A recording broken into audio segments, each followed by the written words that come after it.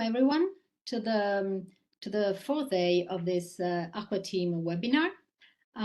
Today we have two lectures, one on risk management and resilience and the linkage with water infrastructure and resources, and later on in the afternoon we will have another one on the linkages between the water cycle, agroforestry, and forest management. The first lecture today is Deo Raj Gurung. He is the chief scientist at the Aga Khan Agency for Habitat, where he leads research and innovation on risk management and disaster risk management and habitat improvement.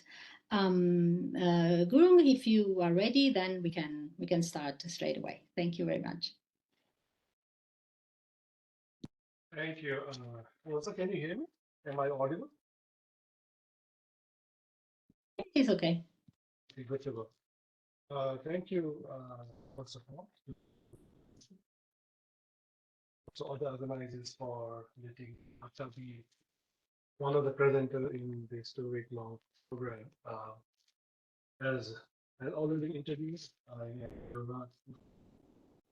I am from Bhutan and have been working with Aga Khan Agency for Habitat last 5 or 6 years, initially as a program coordinator, coordinating emergency management and preparedness, to be precise, and very recently taken over as a chief scientist.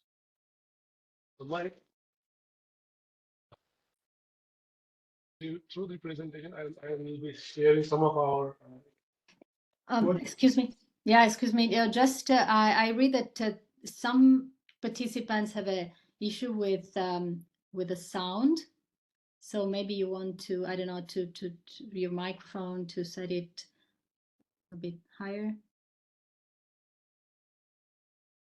I don't know whether I can do it or not. Is it okay, ma'am? I think it's okay, but yeah, I think it's the problem with the other side rather than at my end. It's okay, I think. Okay. So no, it's better. Okay, so let's go ahead. Through this presentation, what I would like to do is I would like to share our ACA's experience in. Okay, now audible. Okay, thank you. So I'd like to share some of our experiences in terms of integrated risk management, particularly for resilience building and planning for water infrastructure and resources in one of our projects that ACA has been implementing for last couple of years here in Tajikistan.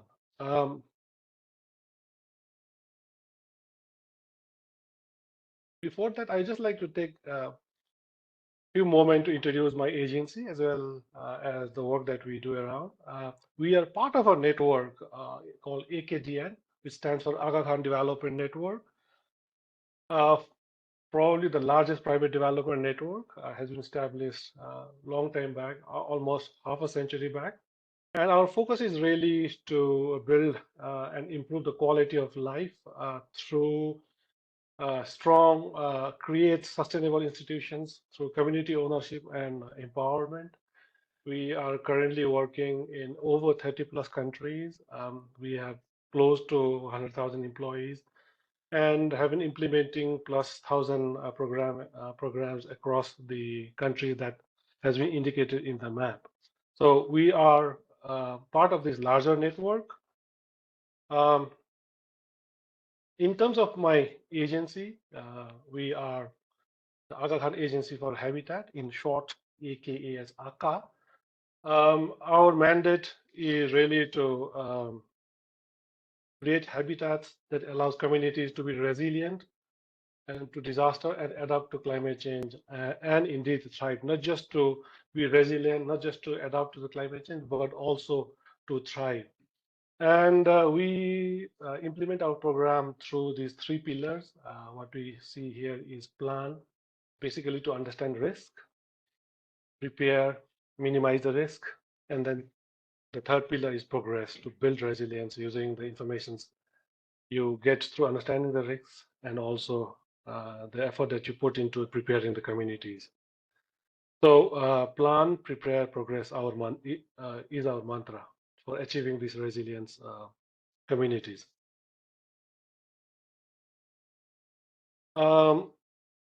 Really, our Aka's forte here is a data-driven, community-led approach. We really work very closely with the communities, as I said, to empower the communities, build their capacities to, adapt to the climate change and the changes that happens otherwise. We work actively in 5 countries currently: Afghanistan, India, Pakistan, Syria, and Tajikistan. Over several years of our presence, as you can see on the right, we have done lots of community level projects from all across sectors like water and sanitations. We have built community volunteers to respond to disaster. We have done assessment of hazard risks and use that information to help community learn and build their community within the framework of resilience community building.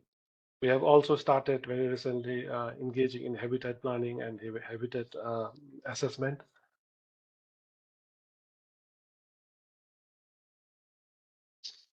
With that preface, I just wanted to venture in talking about this very specific and flagship program that ACA has been leading. It's called Khorog Urban Resilience Program, in short, KURP. It is a 5 years long program, 2020 to 2025, funded by SECO. And what the picture that you're seeing here is a town called Khorog.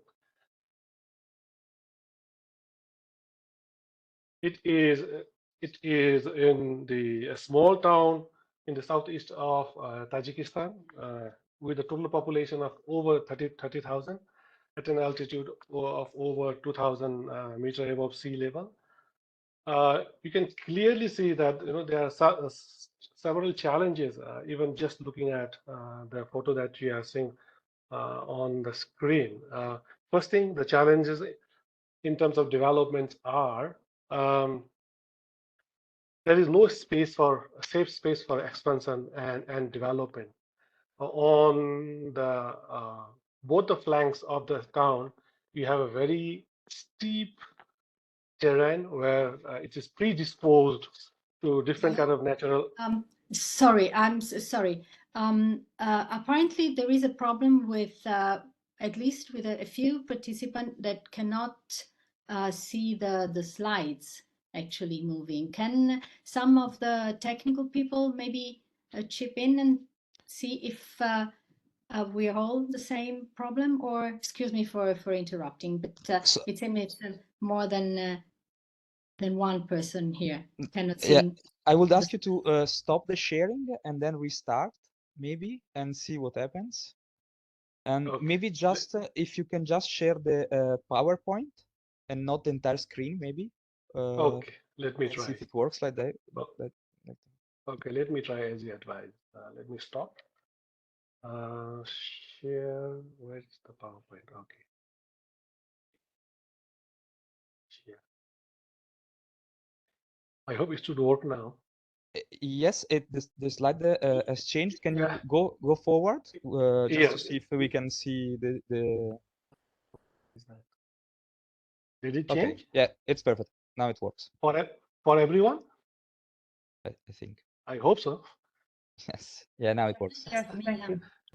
Thank you. Okay. Okay, perfect. So as I said, because of the setting of this town in between the very steep mountains, fragile terrain there, it's predisposed to several natural hazards. You call it landslides, rockfall, snow avalanches, and also you see a river dissecting this town. So there are also risks of flood happening. So in this kind of a situation, it is imperative that your investments, your plannings are well calibrated and informed by the situations on the ground. That is exactly the Korok Urban Resilience Program is founded upon. And if you could see here, at the very core of this urban resilience program is the special planning and informing the plans with the conditions and situations on the ground through different kind of analytics and also special analysis.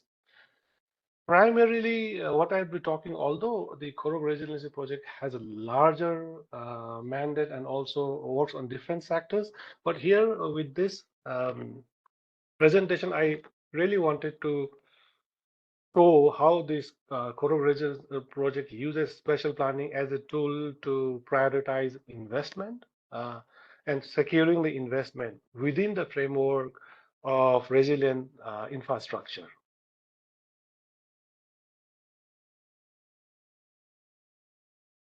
Uh, at the core component of this Korok resiliency project, there are three outcomes. One is institutional strengthening.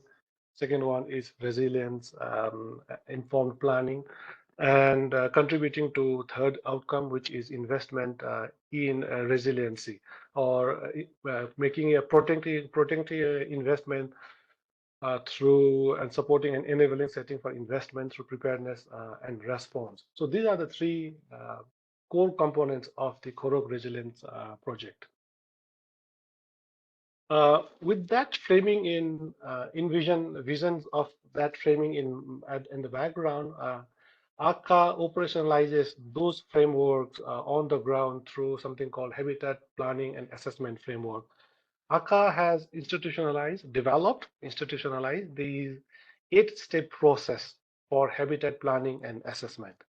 It starts with scoping and site selection, goes on to community engagement and vision planning, alignment with the government, habitat assessment, integration, design and alternatives, doing this feasibility analysis and action plans, and then implementing and phasing out, and finally monitoring and evaluating. So this 8 steps really emphasizes and focuses on really a participatory and data-driven planning and development.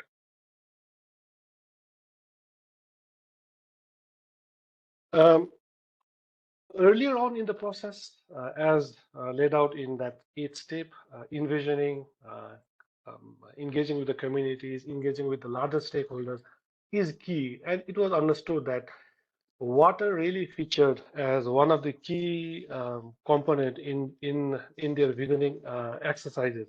It was very clear during the visioning exercise that water is in the center of Korok Urban Resilience project.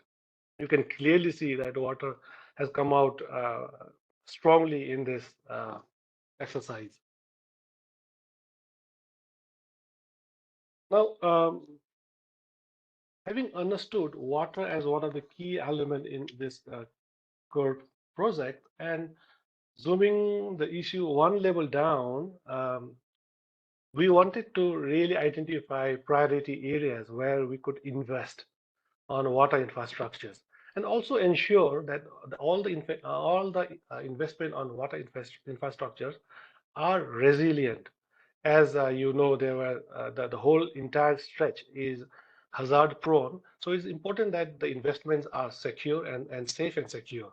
So to do this, what we did is we worked with UN Habitat Urban Lab in particular to use different special analytical tools. What you see here on the map, the green lines indicates the areas where there are inadequate water-related infrastructures, no sewerage, no safety tanks, and so on.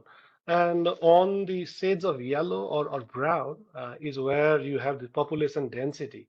When we overlay or when we juxtapose these two layers, the infrastructure layer and the population density, it allowed us to identify or zoom in and identify which are the areas of priorities that we need to focus for investing on developing or building water related infrastructures.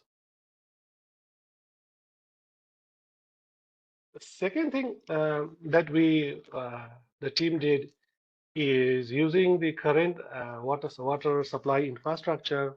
They try to understand what is the carrying capacity of the water supply system currently, and also juxtapose with the areas where people are living, and try to see which are the areas again they need to invest on upgrading the current infrastructure. So you can clearly see the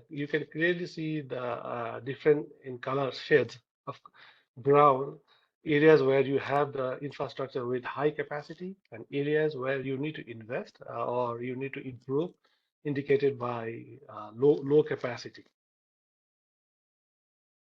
So having identified which are the areas that we need to invest, or having prioritized which are the locations within the city where you need to invest on water infrastructure, in the frame of the resilient infrastructure, the next step is to identify which are the safe locations where you can invest safely, where your investments are safe. So ACA has uh, a process in place called HVRA. It stands for Hazard, Vulnerability, Risk Assessment. This is foundationals in any ACA program, be it emergency planning or habitat assessment and planning. Uh, we This is the first step that the ACA undertakes. You basically try to see which are the areas exposed to hazard, which are the areas that are vulnerable, and which are the establishments or infrastructure or the communities which are at risk. So once we have this hazard, vulnerability, and picture of risk, then depending on the scenarios on the ground, then we plan our investments. This is a four-step process, starting with offsite assessment, on-site assessment, data validation, and result.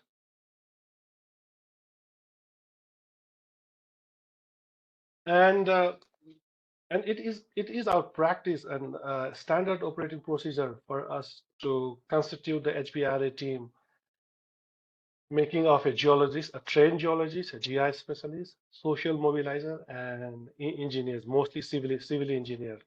These are the team who goes on the site, assesses the hazard, vulnerability, and risk, comes back and produce this kind of a map, this map is a map of a Korok city where you have specific areas identified as prone to natural hazards like landslides. On the right, you can see the legend and clearly identify which are the areas exposed to landslide, rockfall, avalanche, debris flow. Understand this really gives us the ground situation in terms of spread of the hazards. The first assessment where we looked into the carrying capacity, where we looked into the population density, gave us where we need to invest. Now, zooming in one level and trying to understand what is the level of hazard and what is the pattern of hazard. With this, we are able to then identify a specific area through which your infrastructure needs to run. Or if you want to build uh, water supply pipes, which are the areas that you need to avoid and through which you can safely put on your investments on the ground.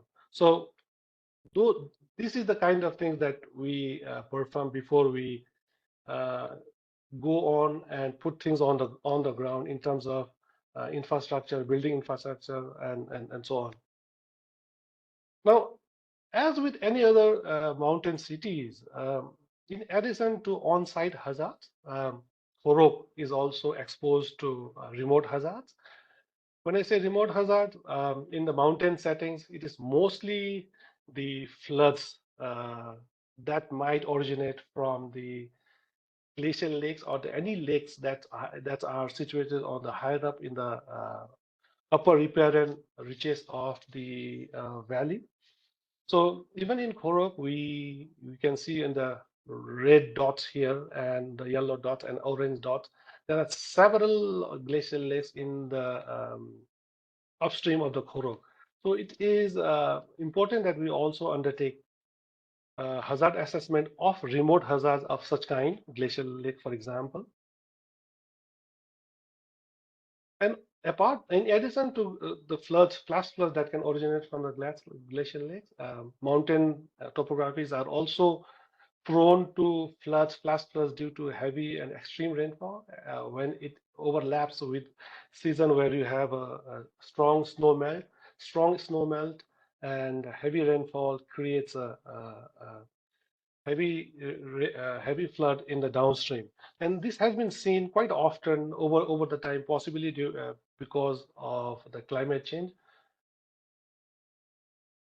So here you can see we have also deployed a modeling approach to identify which are the areas that is prone to flooding if there is a remote case of a remote hazard.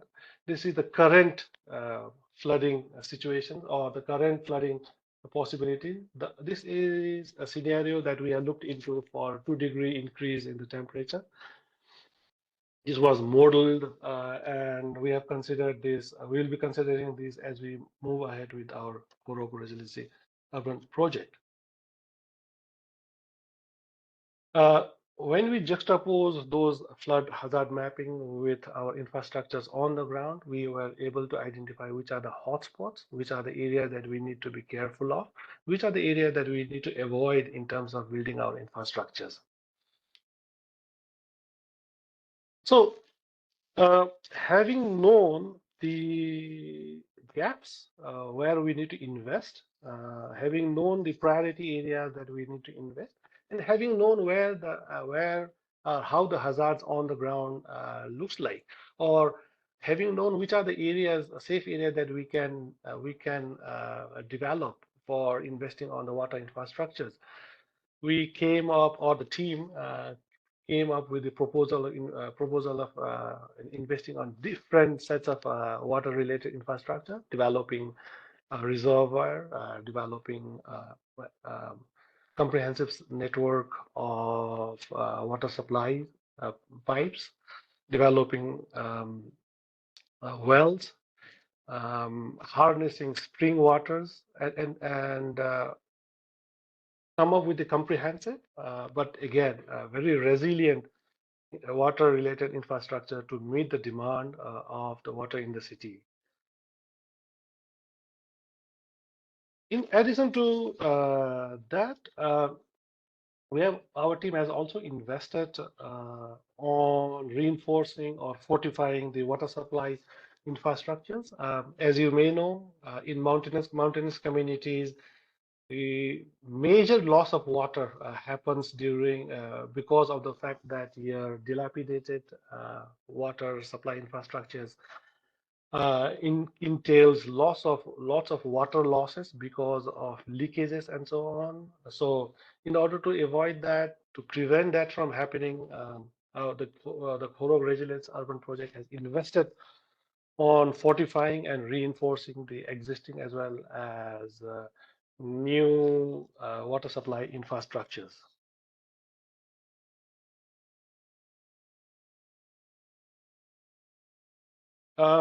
And also, the project looks into undertaking several mitigation projects to stabilize slopes, riverbank protections. As I already explained, the whole city is also prone to flooding. So there is also a part of a project which looks into riverbank protections and even reclaiming certain lands for developments. So finally, I just wanted to close my presentation with this slide, just to present that under this group project, the team has also been looking into promoting innovative and green technologies, whereby they have used solar powered pump stations to able to supply the water where the water is needed in an eco-friendly manner. And also we have, I have not included in this slide, but we have as a project has also looked into eco-DRR practices on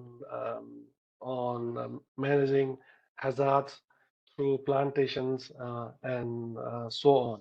So with this, I want to close my presentation and would like to be able to respond to any questions that you may have.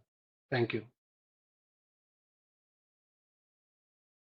Well, thank you so much, dear. This was a very interesting perspective from the local level and applied project activities. This is very, very interesting. I see that there was already now participant as usual can just raise their hands for questions.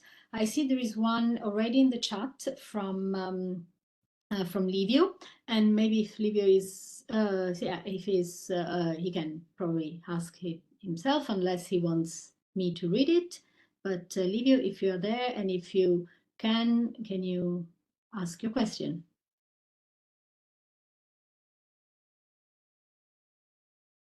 Okay, so maybe I don't see him coming to the front. So I will just read the question for you. And that said, once a risk assessment is ready, who's in charge for the implementation? The AKFH, NGOs, the building company, and please, any case study with pros and cons and possible shortcomings?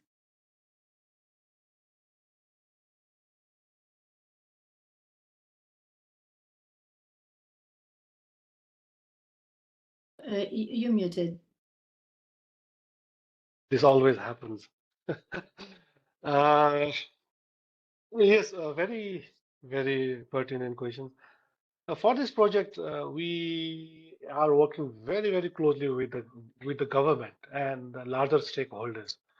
So indeed, we are supporting this project. Is supporting the government's vision of having the Korok city as a resilient city. So they are on the driver's seat, and we support with all the technical things and assessment and proposing, bringing new ideas and knowledge generation, data generation, and so on. So although for the assessment, we as a technical team, we have come in and done all the technical assessment and so on, but in terms of implementing the project elements using this information, risk information, it will be the Korok municipality or the Korok government, local government who will be doing that. But however, as a practice, we have within our institutions uh, a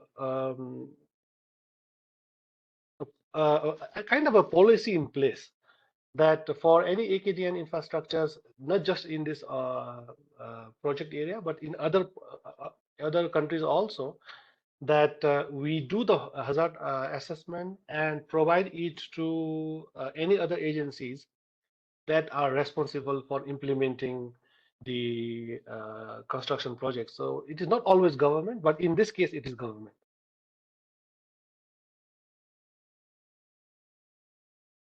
Yes, I can see that is you know, a very, yes, also pertinent answer. So maybe I see Hans is there, is connected too, and he also has some very helpful insight. Hans, if you're there, do you have any comment or anything that you can add on this topic of the resilience and risk management? Is there? Good morning. Yes, very interesting situation in these very high mountain areas. But the one thing which interests me is because we're now saying we should retain as much water as possible in the mountain areas. Are you considering this into your studies? Because your study is all trying to make sure the water gets out as fast as possible without damaging the environment. So how do we reconcile these two complete different approaches where we say we need to store water more so we have water in the late summer, and at the same time we need to direct it away so it doesn't damage. Yeah, this is a very fine balance that we need to maintain. Of course, when you talk about water security, there is issue of supply as well as the demand. So while you meet the demand, we also need to maintain or ensure that the supply is there. Overall, there has been thinking going on in terms of how we could prolong the availability of water. We have not really been able to zoom down and really identify solutions, but as of now, we are looking into different innovative solutions that, if I may say, that's practiced in northern part of India, where they have used something called ice stupa to just to preserve, prolong the availability of water through the spring season. We have also, as I identified and showed it in the map, we have also identified area that where we could create a reservoir for water to be temporarily stored to meet the needs of the demand. So, and also we are looking into if we could use eco-DRR as a means also to recharge the groundwater. So we are trying to explore different ways, but as of now, apart from that reservoir that we have identified in place, we do not have a solid case to show that we are we have taken care of the supply end. Can I ask another question? Now, as far as flooding is concerned, we are considering storing water temporarily during peak flow in depressional areas, and this has been successfully done in a number of places. Are you considering this into your situation? Because if you get one of these very high peak flows, if you can reduce the peak flow for a few days, this could actually help you in the infrastructure. Are you considering this into your study? We call this design flood. I don't think that there is.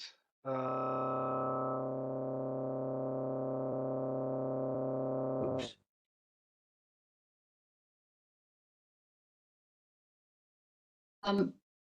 Adil, we have a sound issue there.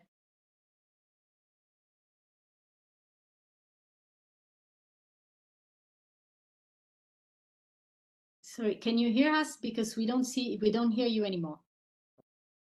What I was saying was thank you for bringing this interesting idea on the table. I think we have not really discussed and ventured on looking into that options so far, but certainly with your bringing on this table, we will try to do some sort of a consultation and also feasibility studies if we could adopt such kind of systems, such kind of approach for conserving water.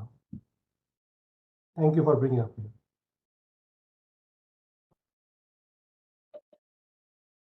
Okay, so thanks also, Hans, for this additional question. Is anyone else that is ready to comment or to ask any question to Leo on his presentation or on the activities of the agency or?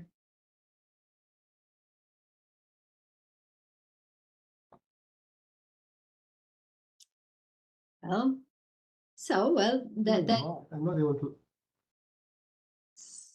Laura, are you muted or?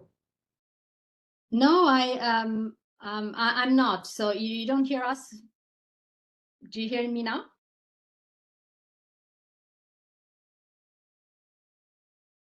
I'm not able to hear. Okay. No, but yeah, yes.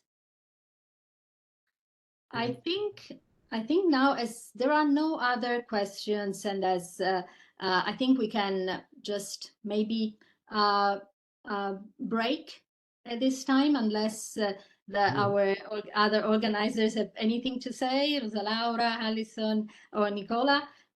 We can break now and come back. Perhaps, Yeah. Laura, we can try to see if our colleagues from the Torino University or our friends from other regions, like I see here Mohamed Ditch, or other friends from Asia and Africa, would like to share some of their experience with this issue in their own region. I don't know. I'm just trying to see if someone is willing to share.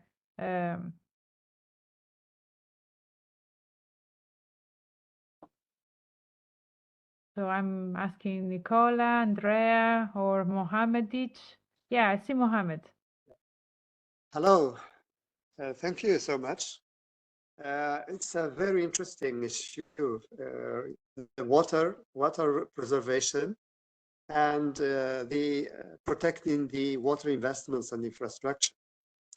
We, as I said earlier, we have problems in making our dams and our water reservoirs, sustainable, which is a big issue. And one of our, ideas and suggestions to the government and to the academia as well is to work on preserving and retaining as much water as our professor said, preserving as much water as possible in the high mountains. This gives us water security, and it gives us a kind of permanent flow of water downstream and also in the deep layers of the ground. But there's still problems in infrastructure. We have opted for small dams, small water catchments, but it's not in high mountains, but it's only in medium height lands, but not in the summit. So, but we still, I think the global scientists might come up with innovative ideas of how to retain flood water and how to retain also snow when it melts in high mountains, and ice, how to retain it as much as possible, because it will serve anyway. At the end, it will serve the plains as well, not only mountains. Thank you. Laura, I just wanted to come in here. Maybe I missed a few things while my earphone was not working, but I just wanted to add one point while we were discussing on this water preserving through small storage high up in the mountains. I think in addition to the infrastructure for preserving water through dams or whatever storage arrangement that you have, what we also need to have is really a good grasp of what's happening in the upstream. We should be able to know how much water will be coming in a week's time, so that if we even have a dam, we can regulate the water level there, so as to avoid a gush of water or excess water in the dam and creating a threatening situation. So I think in addition to infrastructure for preserving water, we also need to have infrastructure to measure the climatic parameters or weather parameter in the upstream. How much rain? How is the temperature? What is the kind of a snow melt? What is the glacier melt coming down? And sourcing the water into the glacier. So in addition to the infrastructure downstream, we also need to have an infrastructure in the upstream to understand what's happening up there. Thank you for this. I see another hand raised, and that is Mohamed Wazir. Mohamed, you have the floor. So then another raised hands is Monji Ben Zayed. Thank you, Laura, and thank you, Dio, for the presentation. I think retaining water in the upstream in the mountain area could be a good solution to to stock the maximum of water, but also could be a problem for the people located in the downstreams. Mainly the people, they wait for specific event for spreading area or for supplement irrigation, mainly the area located around the river. Thank you.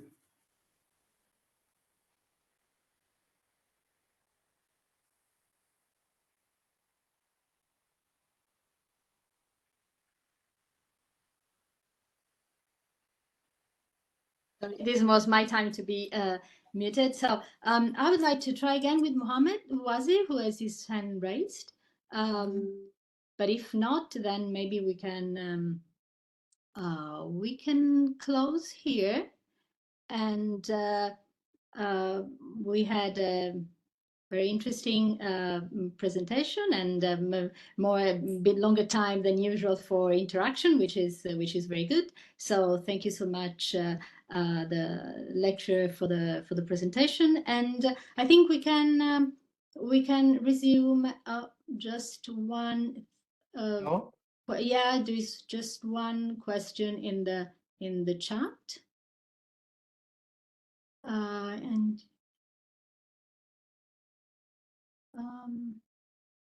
okay, so Mohammed Amin Hamami just put Do you hear something. me? Yeah. Sorry, Yes, I yes, interrupt we you. do. Mohammed. Yes, yeah. Okay. Please go ahead. Sorry, I interrupt you. I have a question that I am working in Afghanistan for last 8 years in resilience and climate change, particularly in water resource and infrastructure management. The big issue is that here there is water conflict between two neighbor countries. Like I will give one example of my country. Like Pakistan and Afghanistan, they have shared border. When the Afghanistan have planned to build mega and micro project on Kunar River, so the Pakistan are not allowed it because of their conflict of interest. Only the Afghanistan, they lost a lot of tons of soil, fertile soil every year. But when the donor see the conflicts, and they not interesting to support these project, and also they denied. So what's the international laws for such kind of conflict, or what's the solution for the same problem if there is an example of international conflicts in other country? Thank you. Just one thing though, if you could just close your presentation though, so that we have the screen with the participants, just for visualization purposes, and we see the interaction. Thank you very much. And just to stop sharing. Yeah, just possible. yeah. Yeah. Yes. Let's just try to see how we can stop sharing. Okay, perfect. Okay. Right. Yeah. Thank you. Got it.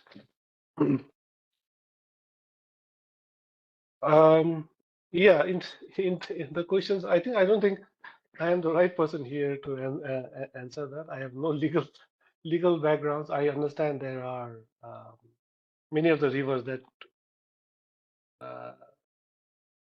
many of the rivers are transboundary in nature, and then those are the shared resources. So there are certainly those different interests across the borders and conflict of interest in many cases. But as I said, I'm a geologist by trained background, so nothing much to add on this legal aspect until unless if we have anybody in the team who could shed light and enlighten us as well.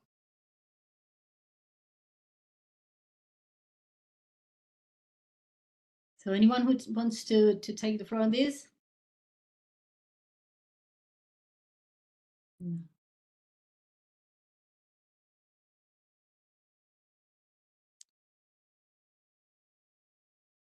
I think everybody wants to stay away from the legal issues. Maybe. Okay, sorry. Only I asked the from perspective of donor side. Sometimes the donor is not ready to invest in such kind of project. Only I ask that part of question because we know we whole work for the resilience of our climate, our resource. So we need to keep our resource constantly in sustainable manner. That will take the share up. So nothing is more. I asked only that perspective.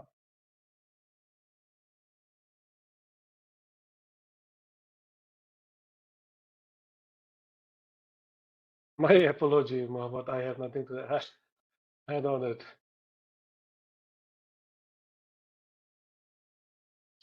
Okay, so well, I think that it seems like that this team on this is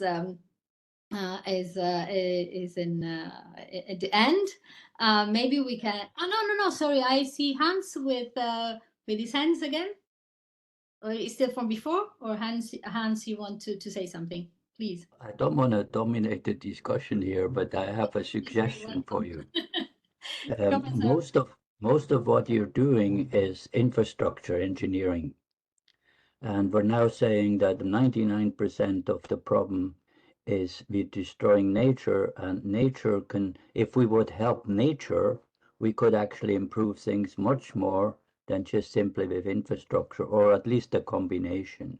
And so in our part of the world, what we're trying to do is help build wetlands, improving forestry, like moving trees into higher elevation, and all kinds of natural processes like improving the soil. And this is obviously very difficult to do in very dry environments, but in more moist environments, this might be a better combination than simply focusing on engineering. So I think you should consider this down in all of your processes everywhere in the world. Thank you.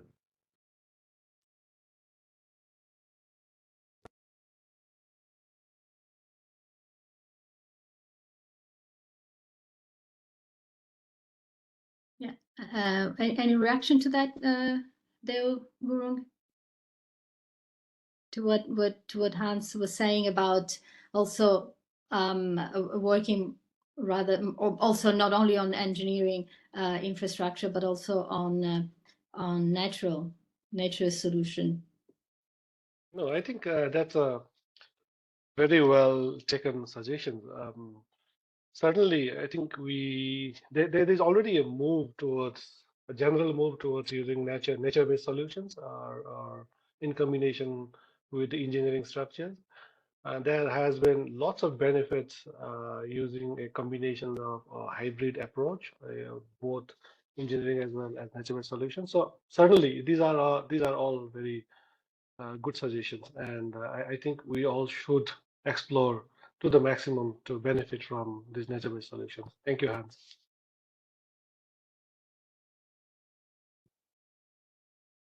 Well, I think we can now just maybe go for a break until the next presenter. The next lecture will be at 4:20. And with this, then I would really like to thank a lot our presenter for his excellent presentation, all participants for making this more lively than just a one-way discussion. So thank you very much, and we see you all in about half an hour, 4:20, for the next presentation. Thank you again. Thank you. Thank you, everyone. Sorry. Sorry. No, it's okay. Thank you very much. Grazie, grazie. One more minute, and then we will resume. Yeah, I think everyone is there. So I think we can just resume. We welcome the new lecture for this second presentation of the afternoon. So welcome to Professor Giuseppe Scarascia Mugnozza.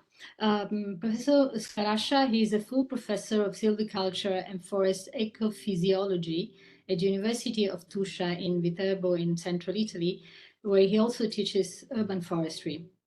He's also involved in various projects on climate change adaptation and mitigation, and I think more recently, head of the facility on biocities and urban forestry at the European Forest Institute in Rome. With this short introduction, Professor Scarascia, you have the floor. Thank you very much.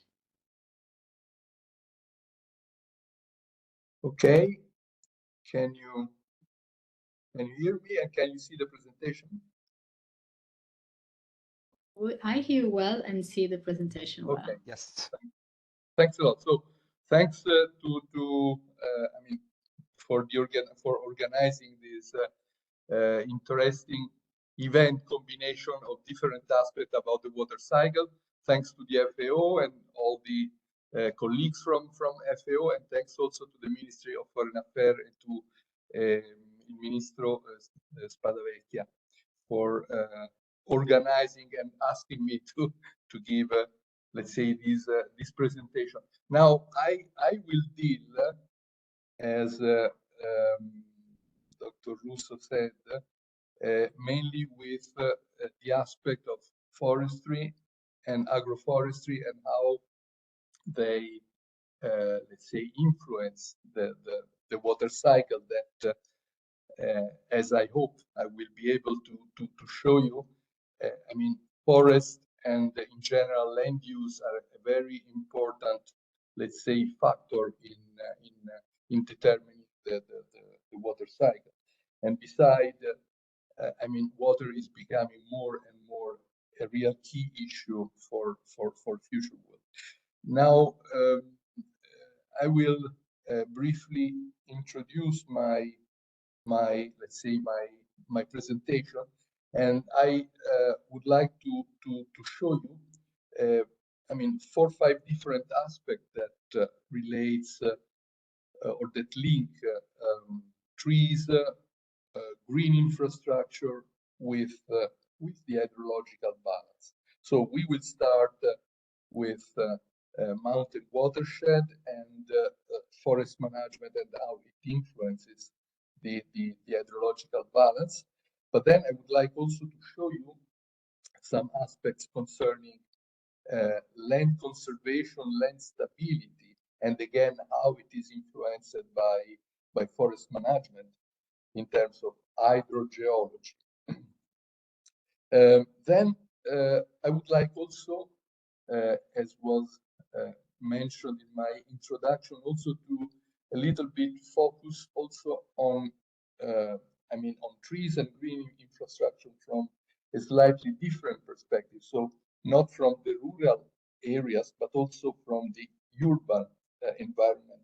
Then that I think is becoming more and more important in our and particularly in the future world. Then I will say a few things about agroforestry, international cooperation, and then I will close my presentation. So going to the hydrological cycle and watersheds, I guess, I mean, all of you should know about what we mean for watershed. Basically, watershed is the portion of land that receives water precipitation in terms either of water or snow or ice and so on, and then it is let's say channeled, conveyed down to the larger basin that could be lakes or ocean. But the very crucial aspect are I mean all those processes that occur in the interaction between land, water, and the atmosphere, and of course, forest and agriculture, but particularly forests, are especially important and play a major role.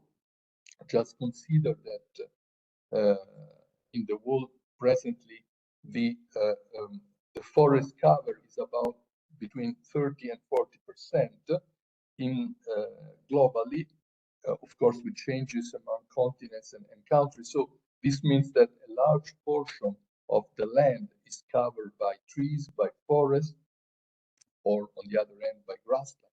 And so all of this type of cover will influence the interaction between the land and the atmosphere in the hydrological balance. Now, I go immediately to the let's say equation. That's the only equation that I'm going to show you, but is a very simple one. But this hydrological equation is at the base of the balance of the let's say of the budget of water within a watershed, and particularly in relation to forest ecosystem. Now, let's briefly see these different parameters. I mean, this is a very general one, but what I want to know, what I want to do is to show how these different factors of the hydrological balance are influenced by forest or also by other aspects, and how all these different aspects are interlinked among each other.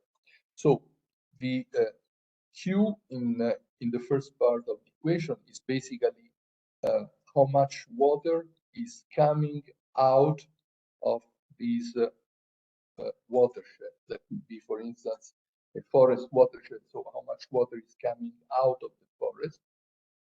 So it is also, I mean, we can also talk about it in terms of runoff. So the water that goes down to the river and to the lake or to the ocean, but it could be considered also as a water production. So this is the water that is available, like a kind of ecosystem service, so a benefit of the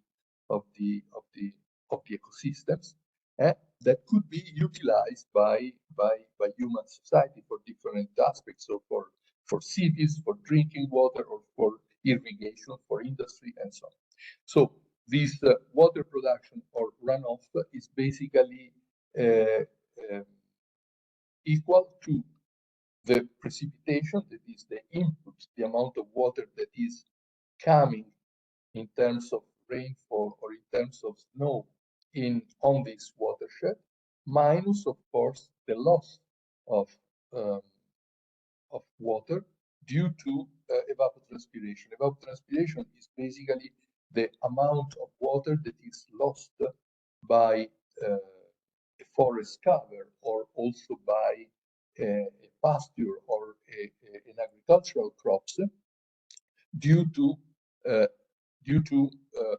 water vapor transfer from the plants up to the atmosphere. And this is basically the major loss in terms of interaction between forest and atmosphere. Then the other two components are the change in the upper soil, so the soil water content, that is the amount of water that is available to plants, or also the change of water content in the deep groundwater, so that the deep part, this amount of, this is the groundwater recharge. So the amount of water that goes down in the deep layer of the soil, and that recharge the water table even at a quite large distance from the watershed. So this is a kind of simplified, let's say, hydrological balance, but this is useful to show how forest cover, forest management, so the different aspects of forest ecosystem processes, how they can affect the hydrological balance. So climate change, obviously, and silviculture, so forest management, are those factors, those components of the water balance that affect this hydrological budget and are also quite much interlinked. So this means that also climate change can be somehow modulated in terms of forest management, and therefore the effects on water budget, and so on. So the important aspect here is to consider that climate change, forest cover, forest management can be somehow modulated among each other. Now let's start looking at, for instance, one of those different components and how they can, let's say, how they can be regulated by forest processes, forest ecosystem processes. Now, first of all, let's start from precipitation. Obviously, we cannot change the amount of water that is coming into the watershed from obviously from meteorological processes, but for instance, we can modulate them with utilizing, for instance, or influencing the different type of forest cover. As an example, if we modify or if we regulate the type of forest cover, so for instance, if we go from a cover like broadleaf species. Broadleaf species are those, I mean, the deciduous broadleaf species are those broadleaf species that lose the leaves in winter, as it is shown here. So this is a watershed in the winter with snow, and this watershed is mainly covered by forest ecosystem made of a broadleaf deciduous species like aspen, Populus tremuloides, for instance. But there are many different types of species, like for instance, beech, fagus, oaks, that are deciduous species. Now, if we move from a deciduous species to a coniferous species, again, we can modulate the amount of water, the amount of precipitation that reaches the soil. So this is already the first aspect that we can how we can modify the water balance, changing the species composition. This is not really something trivial, for instance, because when you do reforestation, when you do tree planting, you can influence the species composition of a given forest ecosystem. But another aspect that we may want to consider is the fact that with climate change, for instance, species could be changing. The geographic area, for instance, of given species could be modified due to climate change. There could be migration, and so again, it will be important also to somehow manage all these changes. And so to consider that the species composition of a given forest watershed is important in terms of the amount of water, so the precipitation that reaches the soil. For instance, if we consider a mountain forest, we can modify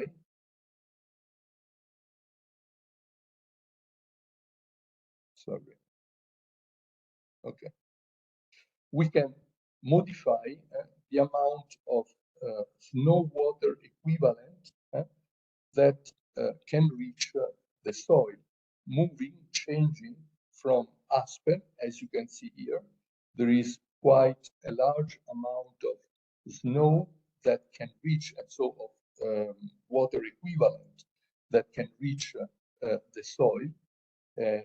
Or if you have coniferous forest, as the coniferous trees have a permanent cover, have permanently leaves and needles on them, so the amount of water, snow that reaches the soil is much less. And this could be this difference in terms of snow water equivalent, but the same holds for instance, for precipitation, for rainfall. There could be differences in terms of up to 40%. So 40% less water or snow can reach the soil under conifers. And this is an important aspect in terms of hydrological balance. One possibility, for instance, would be to favor a mixed type of forest, combining evergreen coniferous species with deciduous one. In general, mixed forest with a larger, with a greater biodiversity are generally also more resilient in terms of response to climate change, and particularly they have a better adaptation also in terms of hydrological balance. Now, another aspect that is related to the amount of precipitation, for instance, is is caused by the structure of the land. For instance, if the land has been deforested, or if the land has been devastated by wildfires, there is also an effect in terms of turbulence and origin of the cloud cover. In such type of land devastated by a fire or deforested, you can have a quite large production of cloud cover due to turbulence. So a stronger updraft of warm air going up into the atmosphere and interacting with the upper layer of the sky. But contrary to what we could think, the effect of precipitation that could occur afterwards the clouds are covered is less efficient, because the raindrops that are formed in this situation are much smaller and so less efficient in terms of rainfall. And this is also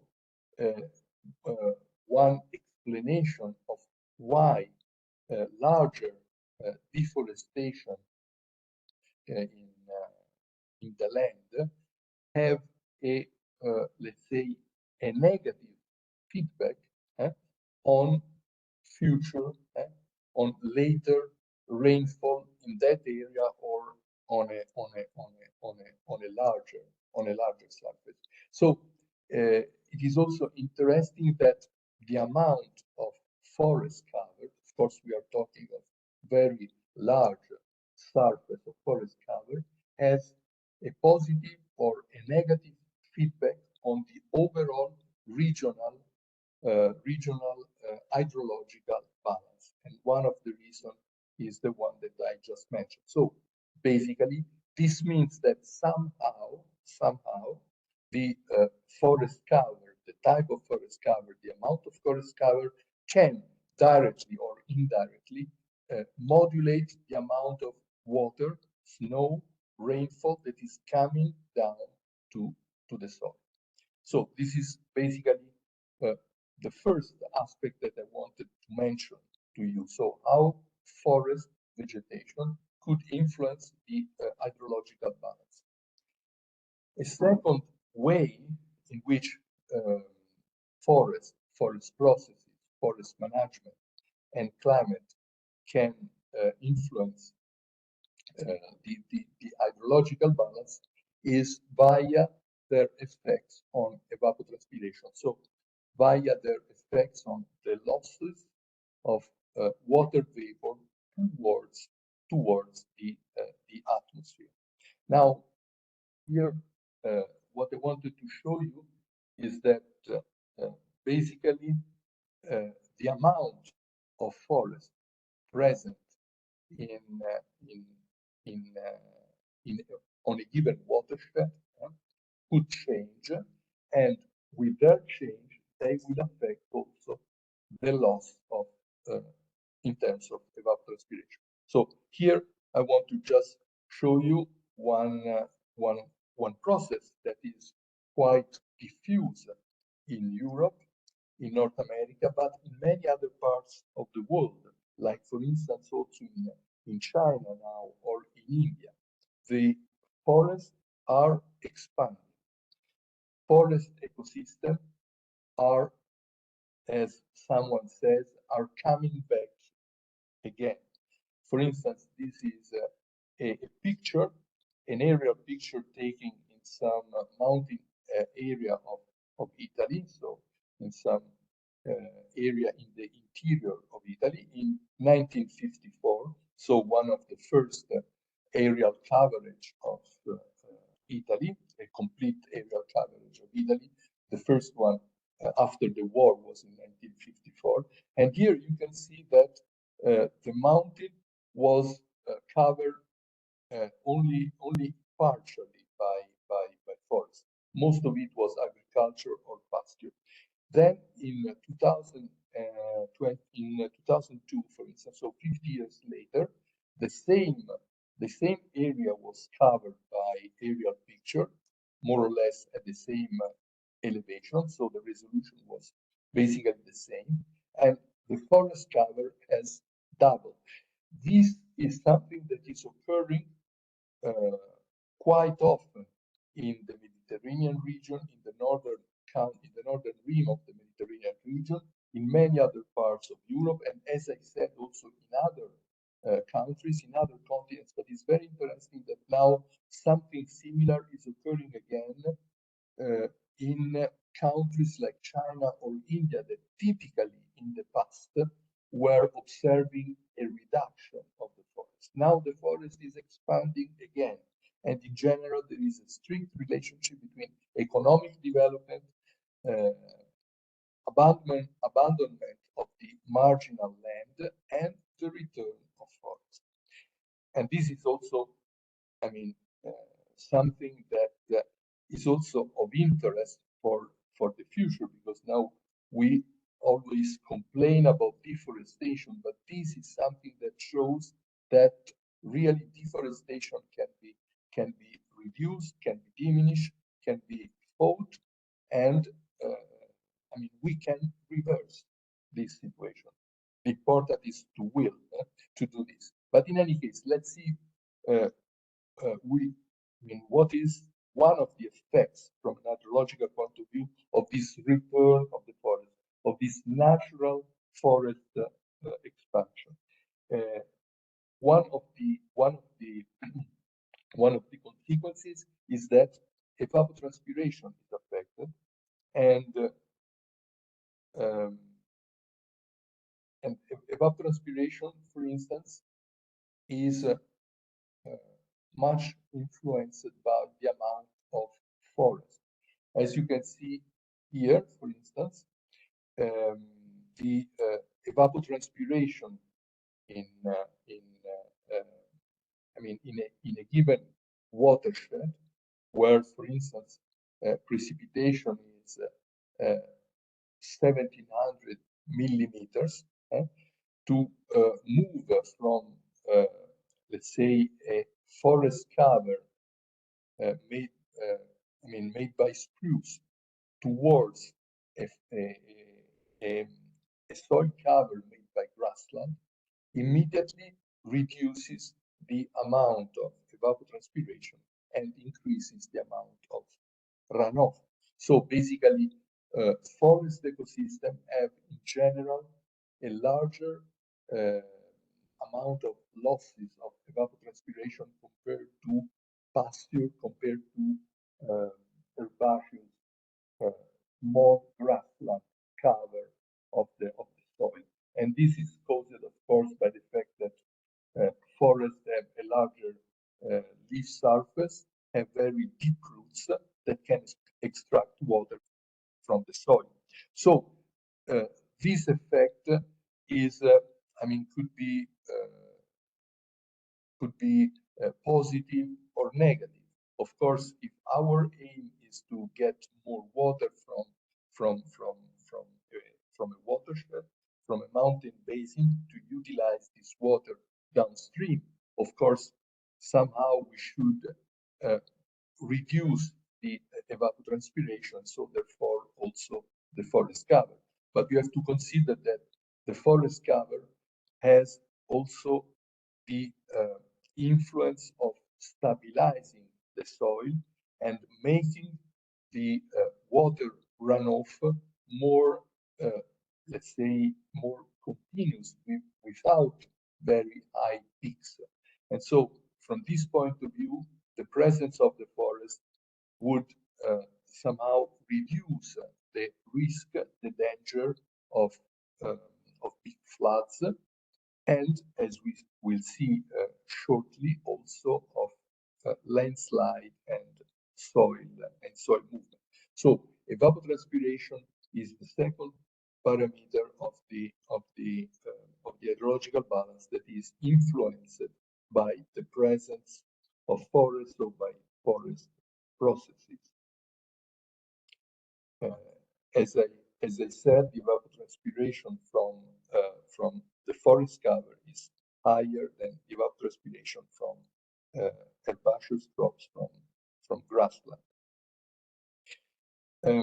Now let's see, beside the influence of the type of forest cover or the presence of forest or not, how also the management of the forest could influence the hydrological balance.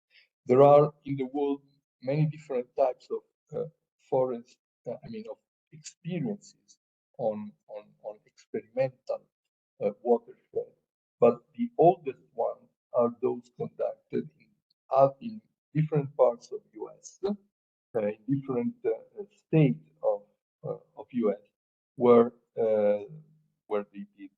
the watershed were somehow, let's say, adjusted with different type of management. For instance, just to show you, here there is a big area that was where a big cut, where a big logging of trees was conducted. This is called clear cut. So the complete elimination of, taking away of trees when they are mature, in order to utilize them and in order to favor the regeneration of the forest. But also, forests can be managed in different ways. For instance, we can have just selected cutting, so we can just cut few trees in the forest, year after year, and so in this way we can keep the forest cover more or less continuous. There are also other type of forest management, and now I want to show you very rapidly how the different types of forest management can influence the hydrological balance. So silviculture, and so forest management, basically, so the cultivation of the forest can influence the hydrological balance, and particularly the superficial runoff in different experimental watersheds. Here we have in one of those watersheds, the so-called Coweta watershed, a series of experiments on how silviculture can influence runoff and hydrological balance in conifers versus broadleaf forest. Here we have the hardwood, that is a broadleaf forest throughout at least 100 years. So on a long forest rotation, in general, forests grow over at least 100 or more years. And so basically, in order to have good information on the forest effects, of course, we have to follow them throughout many years. So it's a kind of long-term type of experiment. So in the upper graph, we have the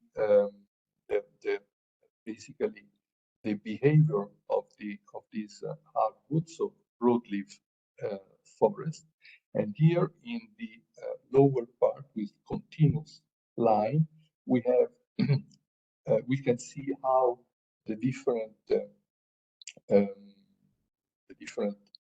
forest management processes can affect a pine, a coniferous forest.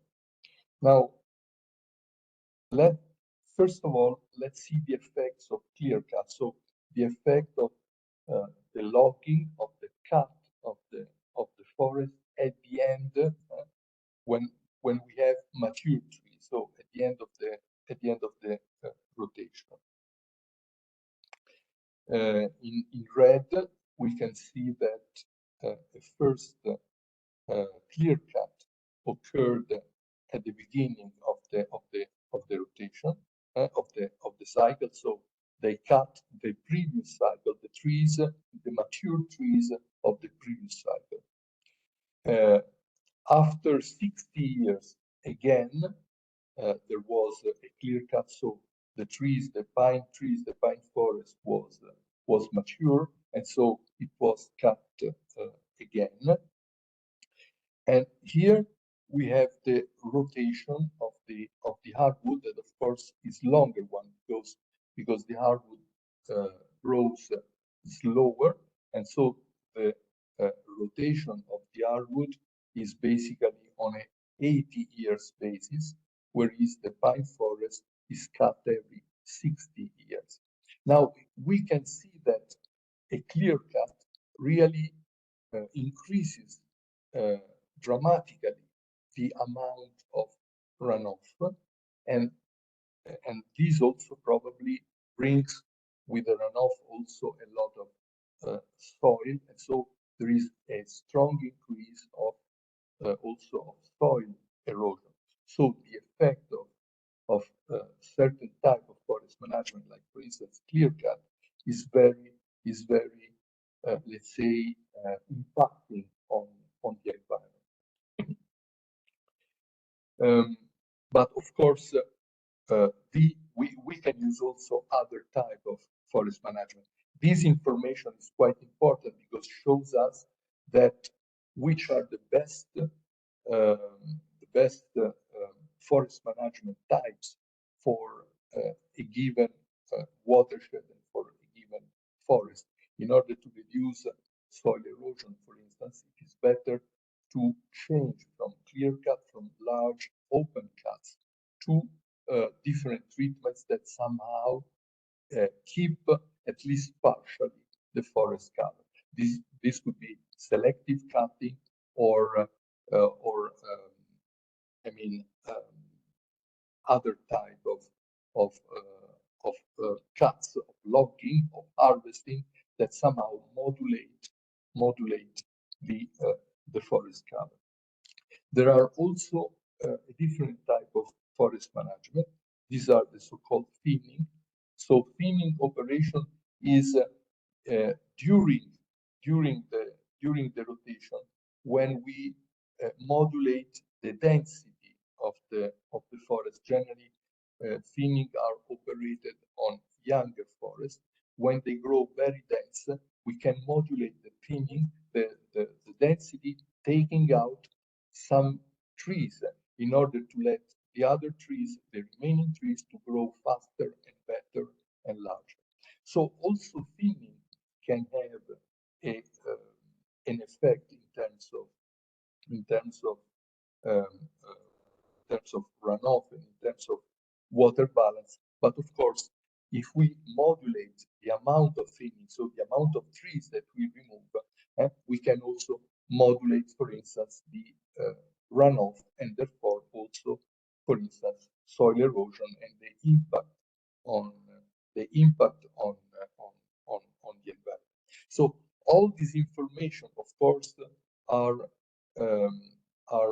related specifically to species, to the morphology of the watershed, to the type of soil, and so these, I mean, are important information that help in order to define the best forest management operation relative to given environmental condition.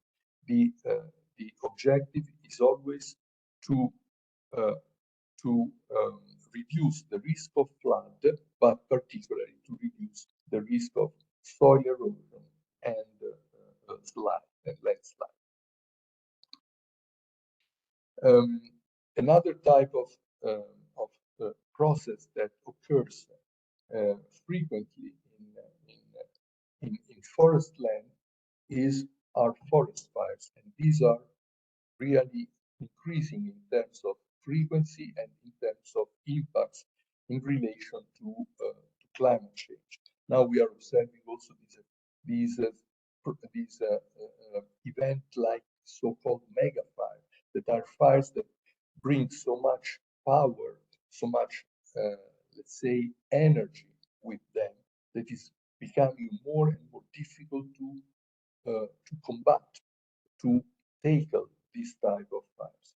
And these fires can be, again, modulated with forest management, but at the same time, fires can affect the response of the soil to the hydrological balance. For instance, with climate change, there is a change in fire regime. They become more and more dangerous. And with the change of fire regime, there is also a change in terms of vegetation. So all these are aspects that, as I said, influence the water balance, the hydrological balance of a given area. But at the same time,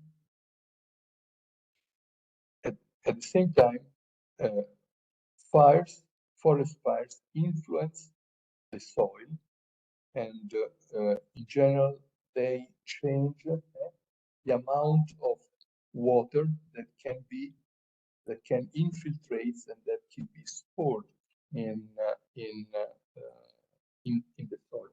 For instance, forest fire makes a kind of impermeable layer in the upper part of the soil, somehow reducing the amount of infiltration, the amount of water that can infiltrate into the soil, and so therefore they, forest fire could increase the runoff.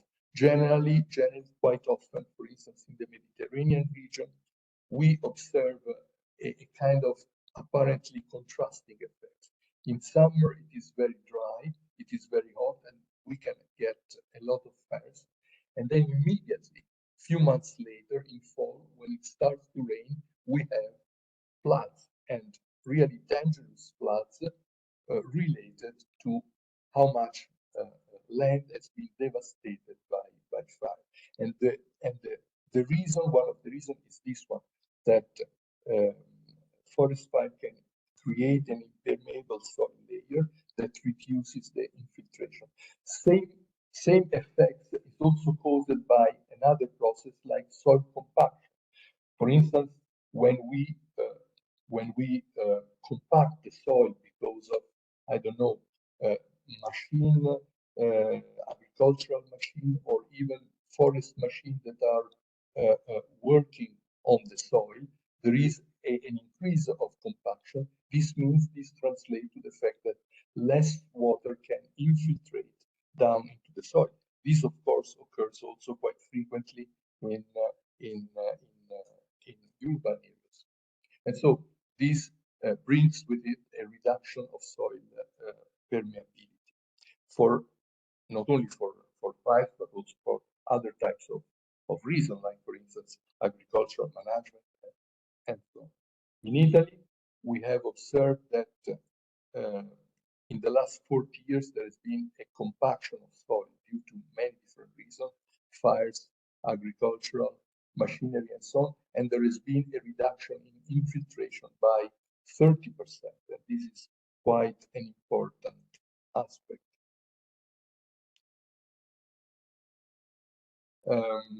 Of course, extreme events. I mean, if we have extreme events immediately after this type of processes, compaction and so on, the final result are, of course, an increasing of flood risk. Another way that forest cover can influence the hydrological and the water regime of a large watershed is, for instance, also related to the amount of forest cover that grows inside the riverbed. For instance, we observed in Italy, in many of our rivers, that the forest cover has increased by the forest cover has increased, has almost doubled from 25% to almost 50%, 45% of the riverbed. And of course, this reduces the active riverbed. So the riverbed that is open to the water discharge. And of course, this can affect again the risk of flood and so on. So again, this calls for a careful forest management, not only in the old watershed, but particularly also inside the riverbeds. And besides, these are all biomass that could be useful from many different types of view for a real green economy, for a real bioeconomy. But this requires management. So forest management from different aspects that I try to show you is important to modulate the hydrological balance, and so the amount of water that is recharging the ground or the amount of water that is discharged into the river. Now, I would like to change to a different topic quite quickly. I want to show you how the forest cover is controlling also the watershed, also from the point of view of soil conservation. One thing that I want to let's say to underline is how the water is flowing inside or on a forest watershed. Many experiments, and one of the forest hydrologists more famous is Roy Siedel, and this is information that presenting from experiments that we have also conducted together. Now, the one important observation is that water inside a forest watershed does not only flow superficially on the soil, but particularly flows below the soil in so-called preferential soil. So particularly the water will follow channels that are formed into the soil, for instance, by roots or by animals. These are the so-called preferential flow. In general, in contrast with what occurs in agricultural land, storm flow in forest catchment is mainly a subsurface preferential flow pathways. And these interacts with forest management, affecting, as we will see shortly, they also not only the water balance but also the soil stability in mountain slopes, in mountain watershed. And again, forest management, like timber harvesting, is an important aspect because through the effects on changes of evapotranspiration that I already showed you, so the loss of water from transpiration by forest, of course, if you remove the timber, if you remove the trees, there will be less evapotranspiration, so more water is flowing on and inside the soil, creating a risk for landslide. This is, for instance, a forest slope, a forest catchment, a mountain forest catchment where clear cut was conducted. You can see from all these trees that now are lying down, they have been cut and they have been or they are being recovered by harvesting operation. But this opens the soil to rainfall, and this also creates a big risk of uh, of, uh, of landslide, particularly superficial landslide or even debris flow. So a flow of soil and water that goes down. Here, a very important aspect is, of course, in terms of soil stability, uh, the lack, so the removal of trees creates a lot of reduces the evapotranspiration, so more water is flowing into the soil, and at that point, what is very important are roots. So the roots and the root strength, of course, is very important to keep up the soil. When you cut the trees, the roots die off, and of course their resistance is reduced. And you can see here that the root die after a few years from the clear cut, and of course their strength is greatly reduced, and until a new forest is growing again. But in this time period, that is basically of 10 up to 15 years, during which we have the loss of the old roots, and we have to wait for new forests to come back again, so the root strength to regrow. These years are those years with the maximum susceptibility to landslide. So the important is the forest cover and particularly the root strength. Of course, we can also manage in different ways. So we can leave either a continuous forest cover just with a selective cutting, so just taking one tree is here and one tree is there, but not creating a clear cut, or we can leave groups of forestry, so they leave areas, so a kind of group selective cutting. So there are different types of management, of forest management, that are very important to influence the water balance, but also the soil conservation and the soil stability. So the period between 3 to 15 years after timber harvesting is the most dangerous one. And so we have to be very careful on how we manage the forest on this slope in order to reduce the risk of landslide. Now, let's go to the last part of my talk, that is about the effect of this water balance and green infrastructure into the city. This is just to show you a very peculiar type of watershed, a little one. I don't know how many of you are, familiar with the Rome and with the ancient Rome, but basically the Roman Forum, here is the picture from a side, whereas this was the picture from above, an aerial picture. The Roman Forum basically was a kind of little water catchment. Rome, as you know, is built on 7 hills, and all these 7 hills basically discharged water into the Roman Forum.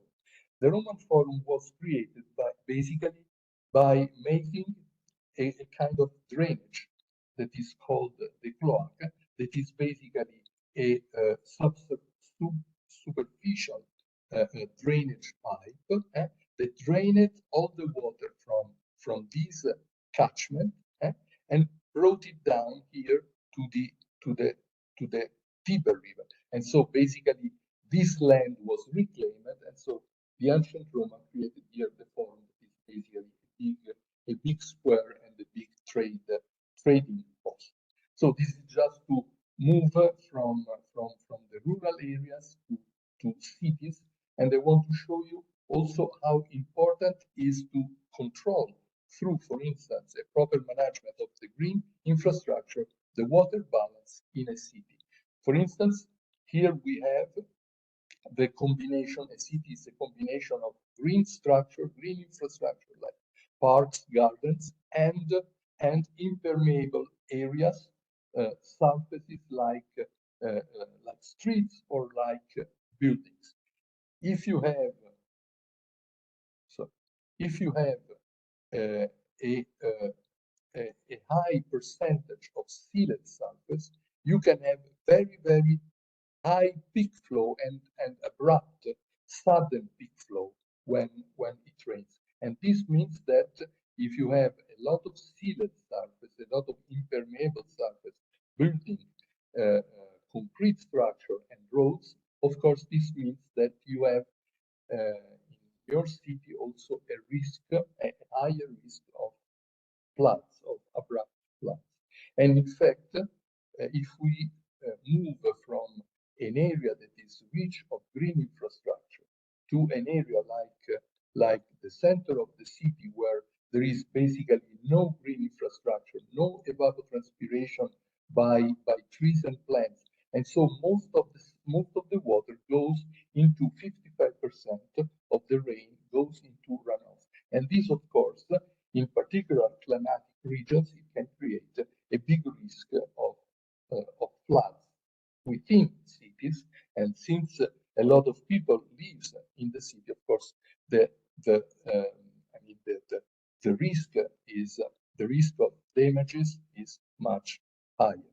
These are some examples of green infrastructure that help to modulate and to let's say to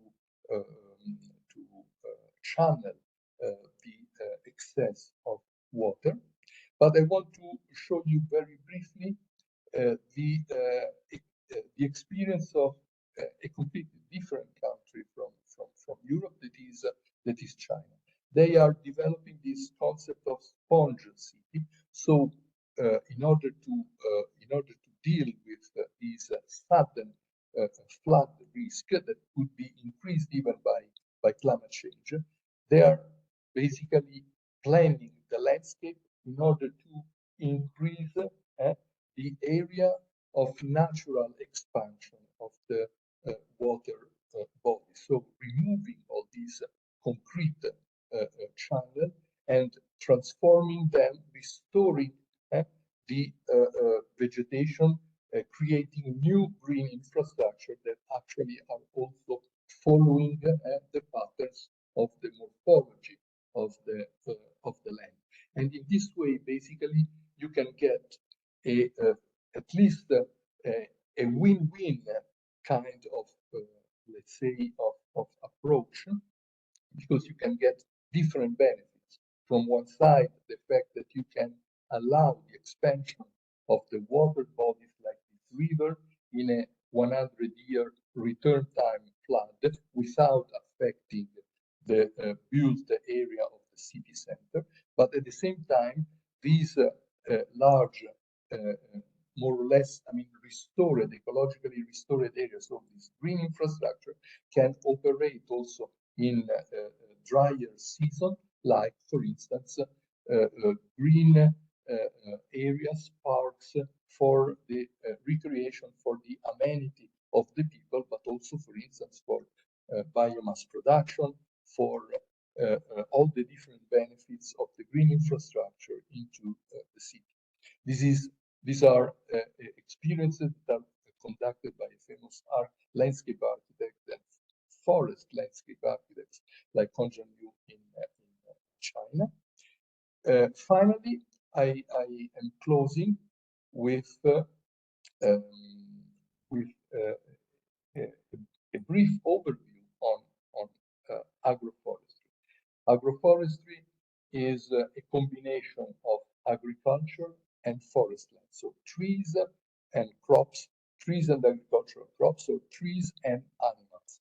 According to the Climate Convention of the United Nations and to the Intergovernmental Panel for Climate Change, that is the scientific committee that gives all the, let's say, all the instruction on how to fight climate change, agroforestry are one of those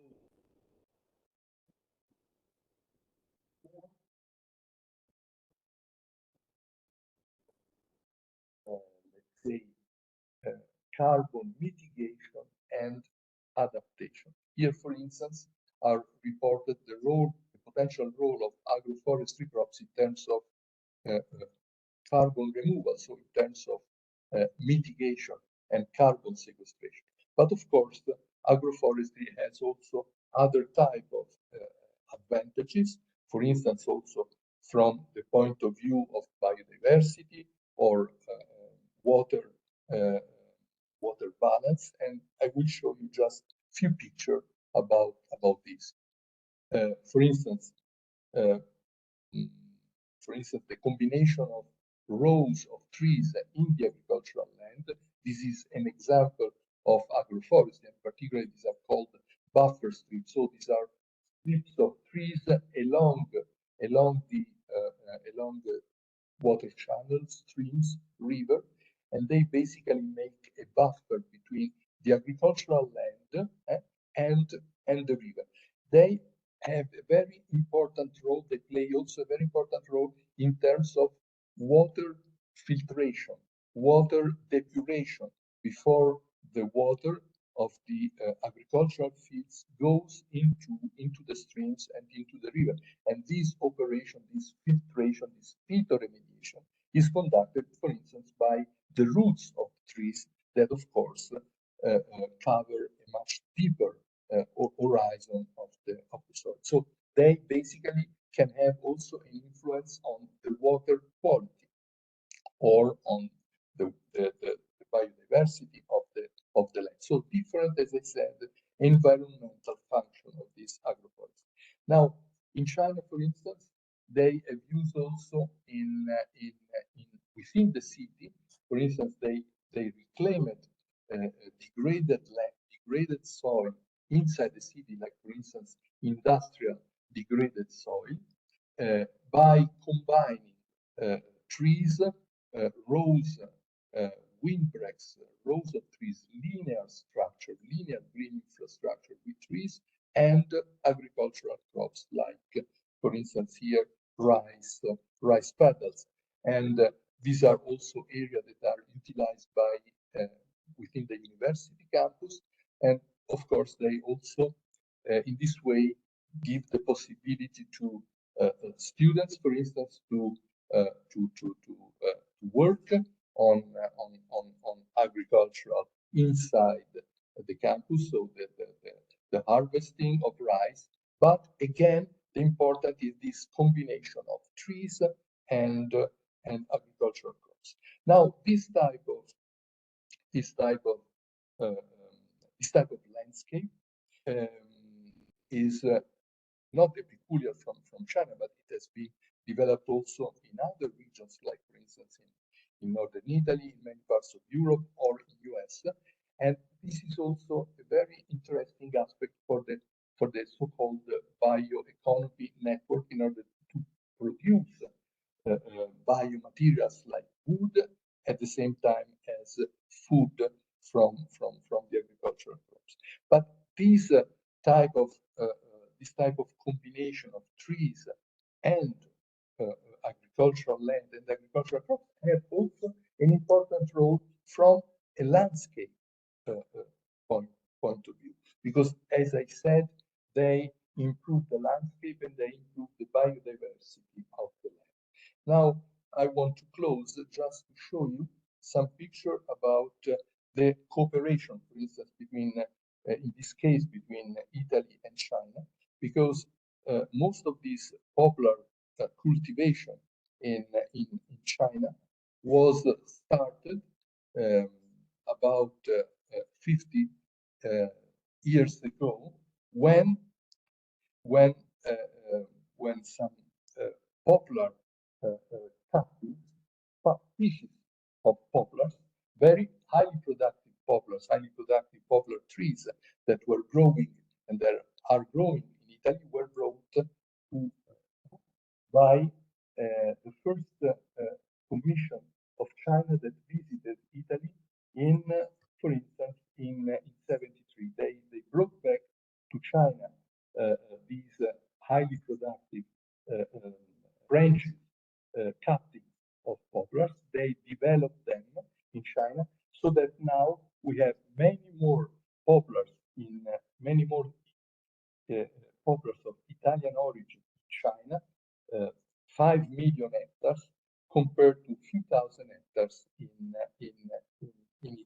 And this is also to show how important is the international cooperation from the point of view of forest management, and particularly also of agroforestry. So we can close just synthesizing that there is a very strong coupling between water and other benefits, like, for instance, carbon fiber of the forest ecosystem. Forest management influences water runoff and therefore the water production and the water availability from mountain watershed, is an important ecosystem service.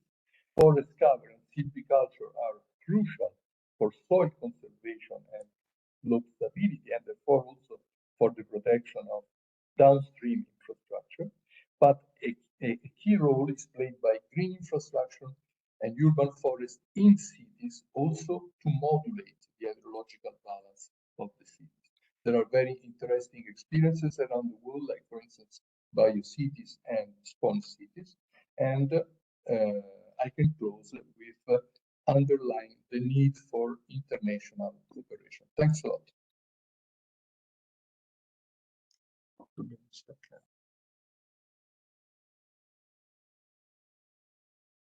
Interesting and comprehensive presentation that ranged from forest management in detail to history of ancient Rome, international cooperation examples, etc. We have a few minutes for anyone who, on the I see the reactions, everyone liked it, and a few minutes for somebody who has either comments or needs for clarification, anything that Professor Scarascia has mentioned. So if you have a question or a comment, please raise your hand. I see Tefera Arega, please.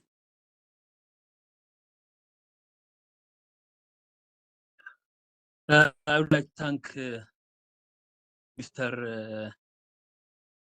Presenters for the very excellent presentation. Mr. Giuseppe, I think. Really, it was very interesting and very good presentation.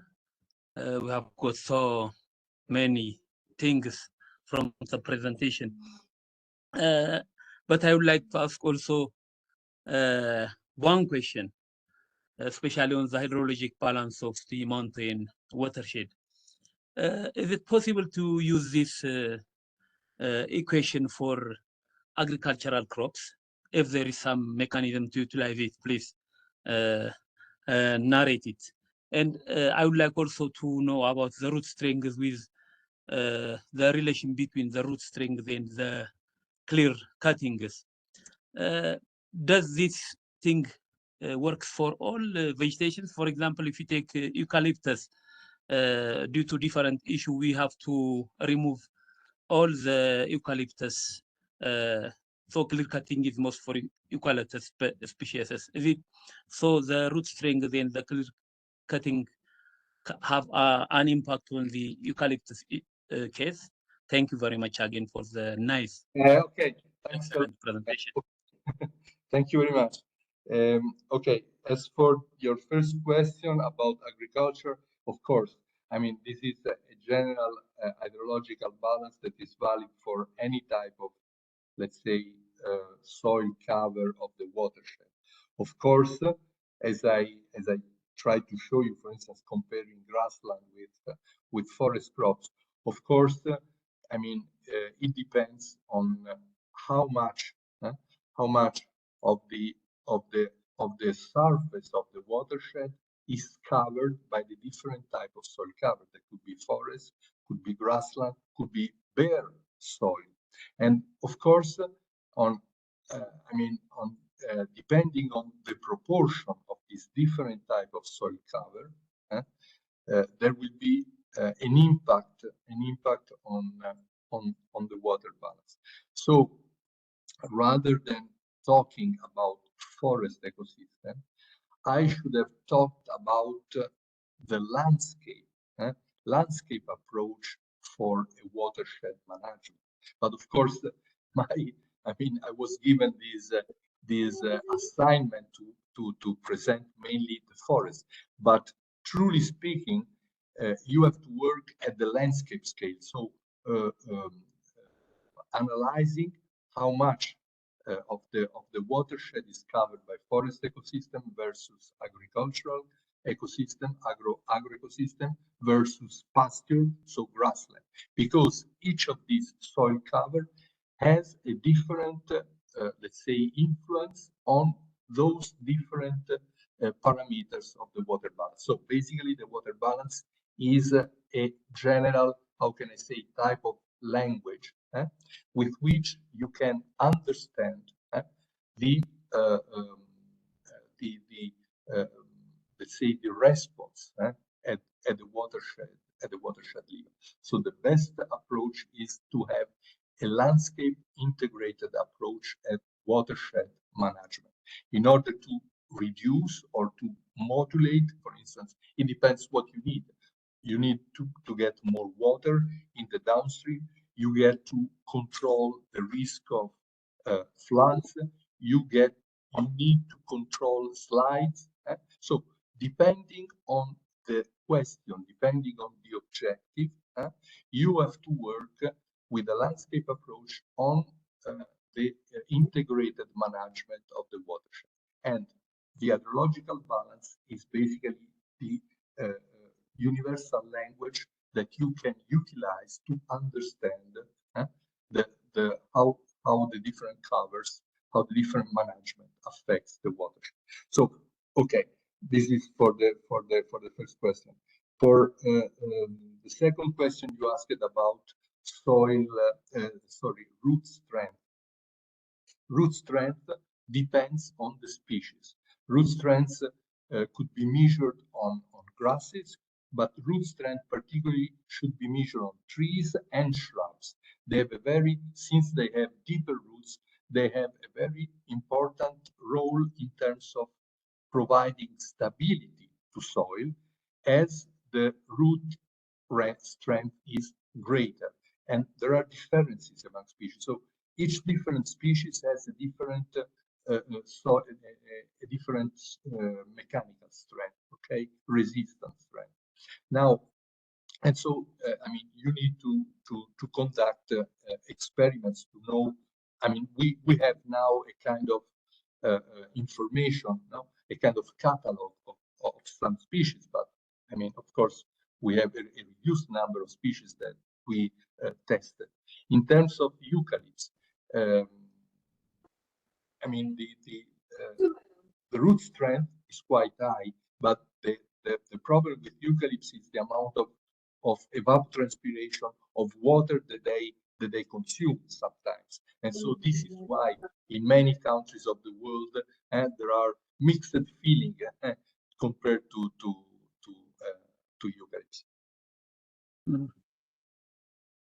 I don't know if I answered to your question. Really. Thank you very much. Yes, thank you. That was very good. And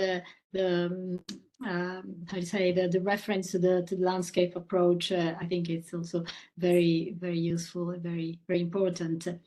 Well, I don't see anyone else wishing to request clarification or making comments, and we're also just beyond the time. So, well, I would then, unless someone has a last minute remark, Amal, go ahead.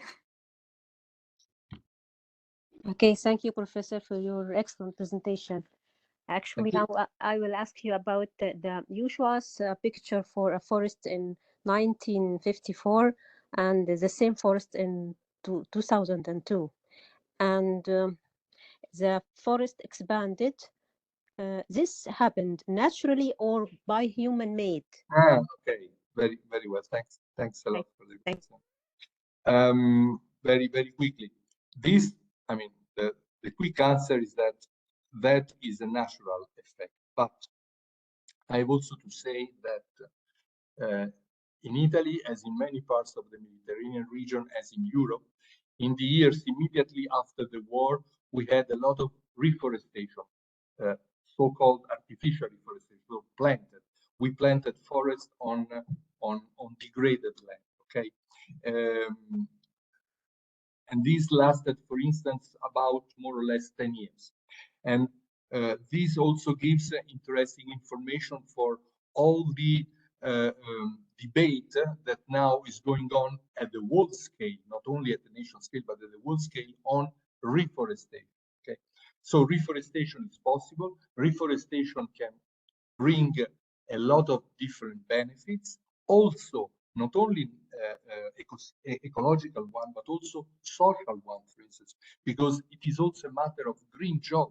And this was one of the reasons why in Italy, immediately after the Second World War, in the year 50s, there was a lot of reforestation because it was a way also to give jobs to poor people living in the mountain. But then the industrial development started, and people started to move inside the cities, and so they abandoned it naturally. I mean, for different reasons, no, for social reasons, they abandoned the land, and then the forest came back again naturally. And if I can give you just a figure, compared to the effect of the planted reforestation, so artificial reforestation was basically more or less 1 million hectares. The natural expansion of the forest in the last 50 years covered 6 million hectares. So the potential for natural forest expansion, so natural reforestation, is very high. Of course, the important is that you leave the land. I mean, you reduce the impact of the land so that trees and forests can come back again.